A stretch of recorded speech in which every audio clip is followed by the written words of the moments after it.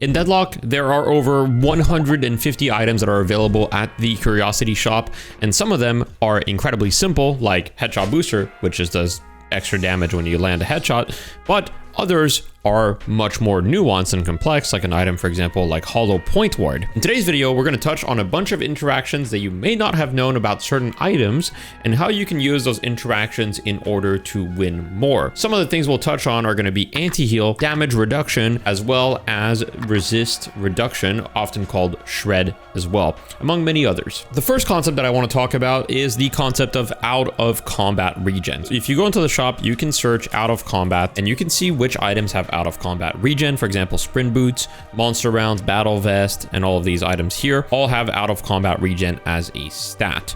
Now, what does that actually mean? Well, out of combat regen functions two different ways. There's two types of in combat. One is against neutrals, for example, against, troopers or against jungle creeps, and the other one is against heroes. So I'll demonstrate by buying sprint boots. As you can see right now, at the bottom left here, you can see my health regen and it says 4. If I go ahead and I shoot a neutral here, my health regen drops to 2, and then as you can see very, very quickly, it recovers to 4, right? You can see it barely takes any time. It's like 0.5 seconds. However, if I shoot a hero, you can see it drops to 2 and it takes much longer to recover. In fact, it takes 4 seconds to recover. So that's how out of combat works. Now, it's not just them shooting you, it's also you shooting them. As you can see in this instance, Infernus is not shooting me, and when I shoot him, I go in combat for 4 seconds and it takes me 4 seconds to recover. If you're buying a bunch of items that give you out of combat regen in the laning stage, you may actually not want to poke people for 5 damage. For example, in the lane, very often you're going to be shooting people sometimes from this distance and dealing very negligible damage. And if it takes you out of combat state and you have, let's say, monster rounds on top of battle vest on top of that, right? Something like this, and you have 8 regen. Well, taking you out of this for 4 seconds is effectively losing you 6 times 4, which is 24 HP. So if you dealt less than 24 damage to the person you were shooting, that was not an efficient trade. I feel like this is a concept that's very often misunderstood, and people, myself included, didn't understand it very well until recently. And I think a lot more people are abusing out of combat regen early in the laning stage, as well as just in the game in general, because these items give you stats that are pretty nice. For example, sprint boots getting sprint speed is nice, but 2 out of combat regen, it's not so far off of extra regen, right? It's 1 less regen, except it doesn't apply all the time, but you get the sprint speed and you can build into the best item in the game, Trophy Collector.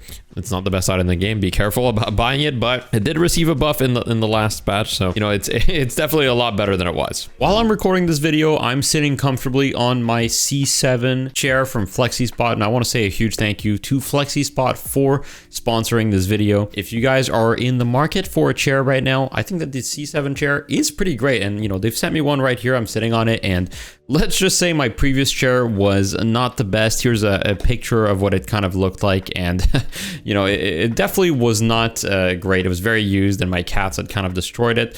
So getting a new chair definitely helped me out. But here's a couple reasons why you should get the C7. I mean, the chair is super, super adjustable. There's so many things. First of all, the lumbar support is kind of like, it kind of auto adjusts to you, right?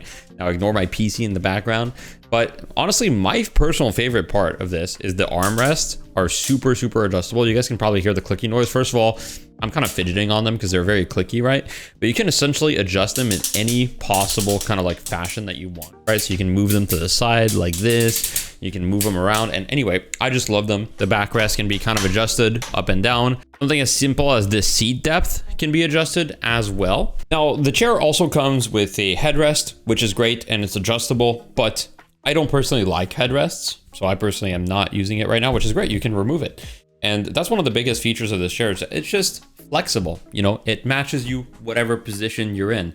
Anyway, if you'd like to get a chair from Flexispot, use my code in the description below. If you have a more limited budget, you can also check out the C5 chair, which is also a good build quality with a little bit more basic functions for adjustments. Thank you once again to Flexispot for sponsoring this video. Since we're on the topic of healing, the second thing that I want to talk about is anti-heal, right? And there's 2 things that I want to talk about when it comes to anti-heal. The first one is Healbane. Now, a lot of the time I buy Healbane and the enemies are going to be like Infernus, for example, and they're going to be like, who are you buying Healbane for, right? What's the point? They don't have an Abrams or a Moe and Krill or a Victor or something like that. And while yes, of course, Healbane is very good against those heroes specifically, it's also great because of just the amount of healing that it gives you on kill and the fact that healing reduction also works on life regen. Just in order to show you guys, I bought a bunch of life regen items and I now have 16 health regen.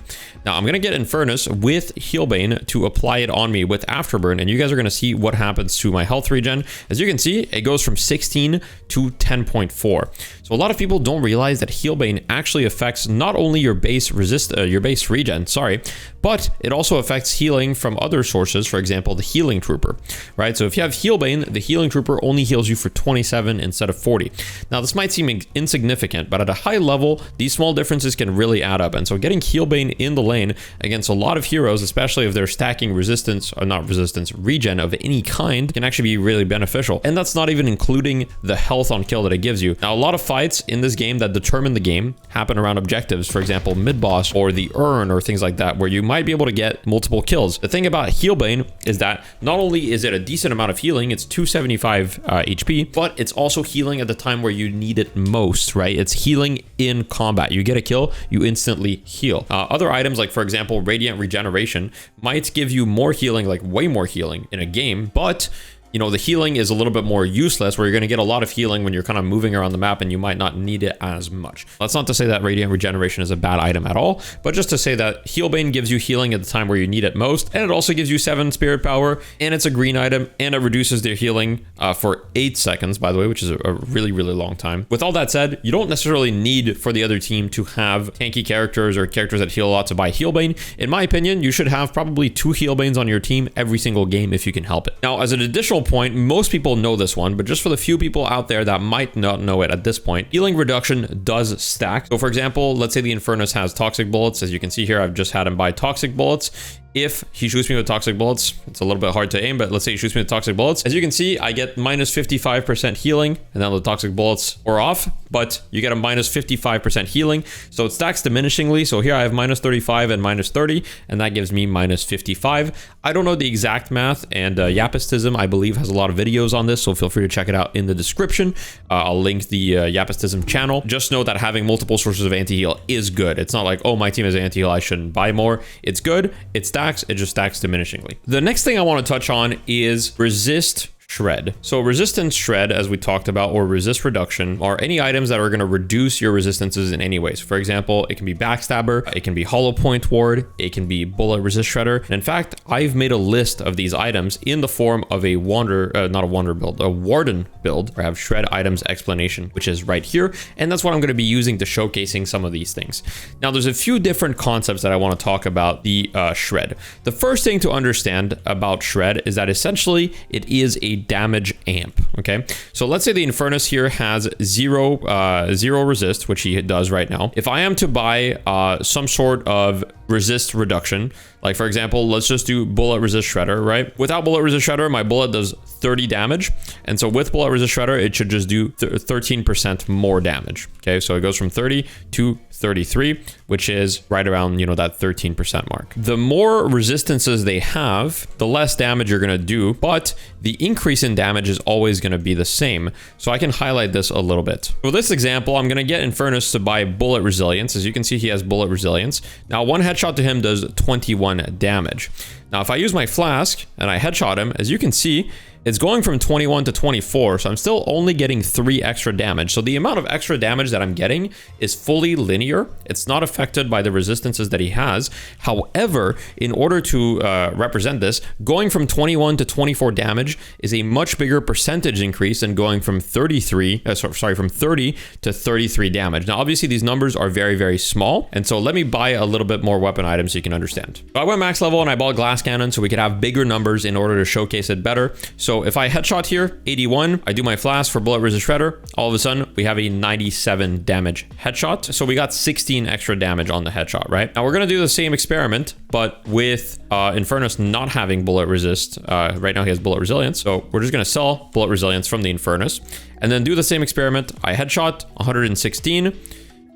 After this, 131. But still the same amount that was added, but overall from a percentage perspective, it's much more when he has resistance, okay? So essentially the take that you guys need to understand is that the more resist the enemy has, the better resistance reduction is. However, if the enemy has resistance reduction, doesn't mean you yourself should not buy resistances. They're still a useful form of defense. However, it is true that in some cases, buying items like spirit shielding, reactive barrier, or weapon shielding is going to give you more EHP if you're fighting an opponent that has a lot of resist reduction than buying an item that gives you purely resistances. However, the math on this is a little bit more complicated and it makes things a little weird, but I just wanted to explain those concepts because a lot of people don't understand that. Now that we understand kind of what resist reduction does, you need to understand that at some point in your build, almost every build, if you want to do damage, you need to have some sort of way to reduce the resistances of the enemy because it's a damage amp. And if you know anything about damage amps, heroes like Pocket, for example, fully rely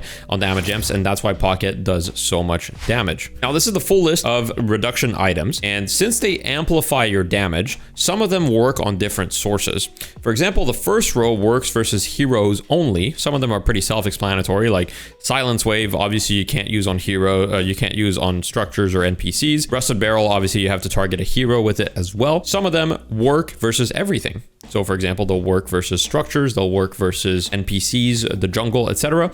And Hunter's Aura is kind of a little bit of both. I'll explain in just a second. All you should take away from this list here is if your goal is to farm faster or do more damage to structures, then you should consider the resist reductions that are here that work versus everything. If your goal is versus heroes, then you should consider the ones that are at the top. Now this will depend based on your build, right? And any build have many different answers to different situations, but I wanted to put the knowledge out there.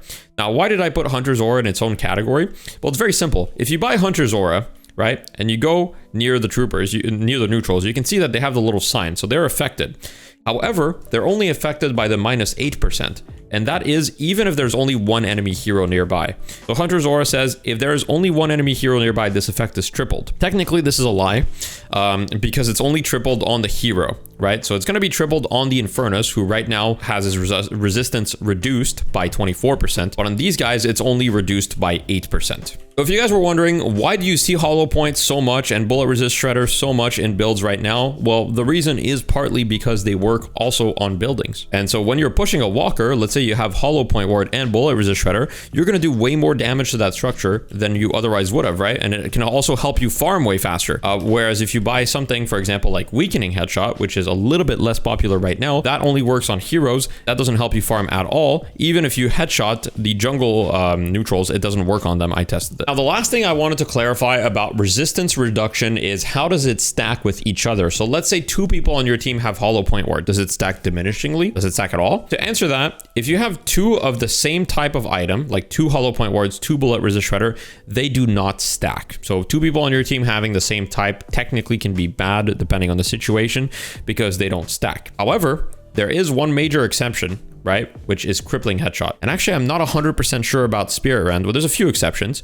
So Crippling Headshot stacks. It stacks basically diminishingly 50% of the value. So first Crippling Headshot is -18, second Crippling Headshot is -9, third Crippling Headshot is -4.5, and I believe so on and so forth. Rusted Barrel does stack. It stacks diminishingly. So two people using Rusted Barrel on the same person does stack. You can see in the bottom left here, if I make these Infernuses my mimics, I use Rusted Barrel. The first one uses Rusted Barrel, make mimic. Second one, as you can see, I have -15% resist on the left side. It stacks diminishingly, but it would be really funny if some of you guys that are 6 stacking out there buy 6 Rusted Barrels and use it on the same person and watch that person just melt and also not be able to shoot. So this is kind of forbidden knowledge, by the way. All right, you know, spread it as you will, but this would be really funny. And we were gonna do this in Night Shift with the Unks, but I couldn't convince my team to do it, but it would have been really funny to do it. And Spirit Rend also does stack, so the other person can accelerate the stacking of the headshot debuff, right? So I believe the initial spirit resist reduction just from hitting them, so from Spirit Shredder, doesn't stack, but the headshot itself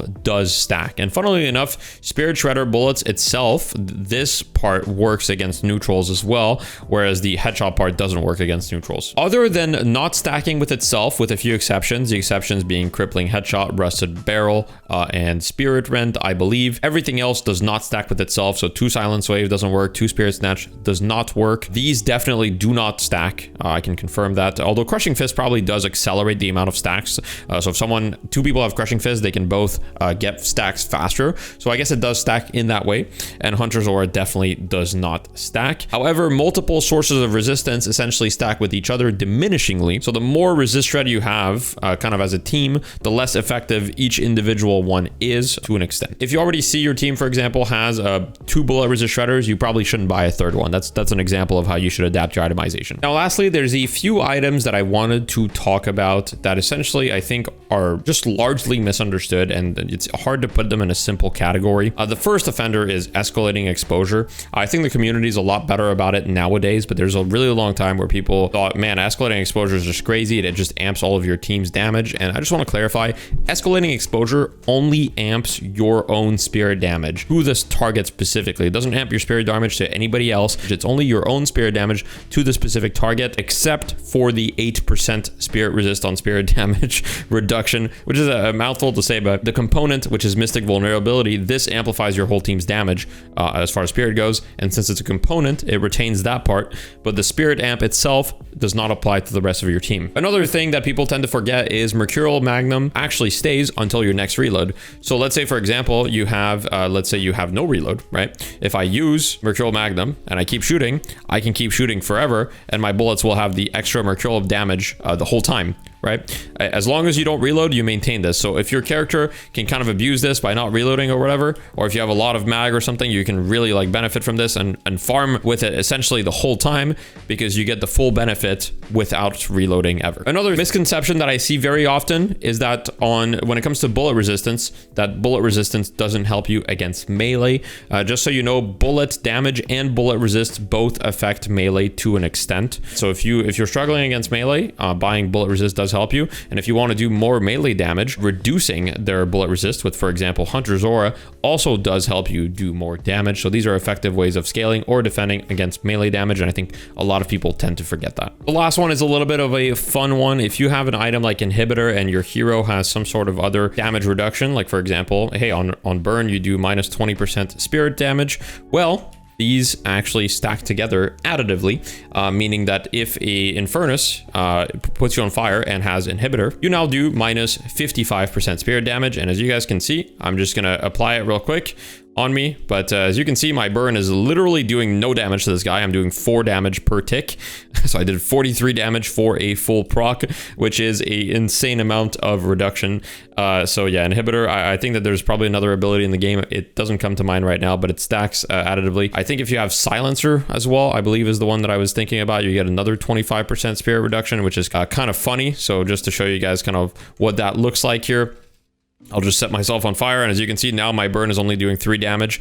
Now, of course, I don't have any spirit, so let's add a little bit of spirit to the test in order to make it, you know, a little bit more relatable. I'll go max level, max afterburn, and then we'll kind of do that again. Here, set myself on fire, and as you can see, my entire afterburn, this is a max level afterburn with Boundless Spirit, and max level Infernus is 287 damage.